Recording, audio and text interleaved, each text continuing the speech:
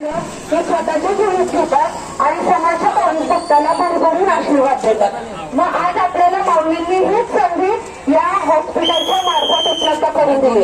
आपल्याला फक्त दिवसाचा 1 रुपयाचे झाल्यानंतर आपण एक जोडी सेवा करतो, तर त्याऐवजी आपण हॉस्पिटलसाठी काम करू शकतो। आणि शिवाय तुम्ही जे अन्नदान त्या रुग्णाला दवा पाणी करावं, पण सोबतच त्याच्यासोबतच कुटुंबीय आहे तर त्यांची सुद्धा राहण्याची जेवणाची सोय होणार आहे। दुसरं आहे ज्ञानदान। हॉस्पिटलच्या शेजारी एक नर्सिंग कॉलेज उभं राहणार आहे, जिथे शासनाची सुचवलीचे इतर सर्व फी माफ असणार आहे। तिसरं झालं ज्ञानदान। चौथा आहे रोजगारदान। त्याच कॉलेजमधल्या मुलांना 100% मानधन तत्वावर हॉस्पिटलमध्ये रोजगार उपलब्ध करून दिला जाणार। म्हणजे तुम्ही फक्त दिवसाचा 1 रुपया देताय आणि तुम्हाला 4 प्रकारच्या दानाचं पुण्य प्राप्त होतं।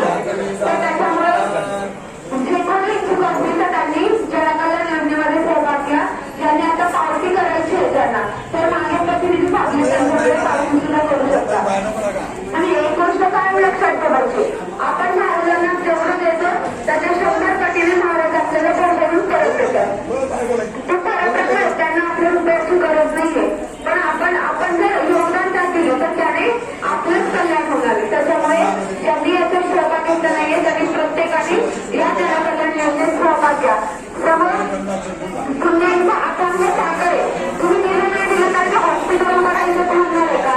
नाही थांबणार। मग तुमच्या समोर एक सुवर्ण संधी माऊलीने उपलब्ध करून घेतली, त्यांनी या योजनेत सहभाग घेतला नसेल तर त्यांनी या योजनेमध्ये सहभाग घ्या। झालेली सेवा महाराजांची पुढे काम करेल।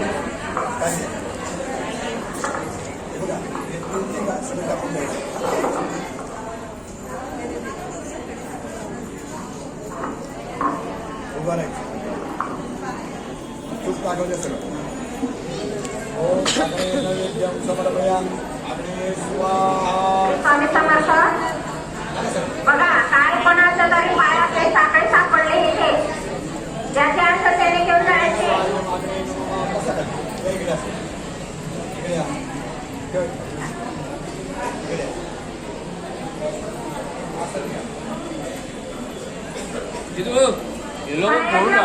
मिळालेला आणि कोणाचा असं त्यांनी घेऊन जायचं।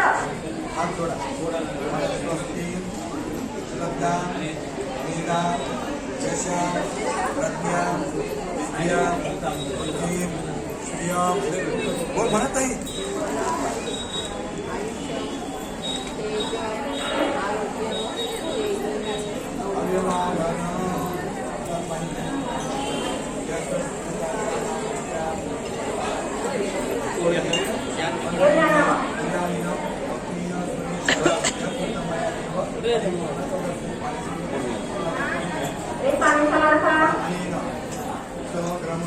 अध्याय पहिला श्री गणेशाय नमः, श्री सरस्वती नमः, श्री गुरुभ्यो नमः, श्री कुलदेवताय नमः, श्री अक्कलकोटनिवासी गुणदत्तावतार दिगंबर यतिवरय स्वामिनाथाय नमः।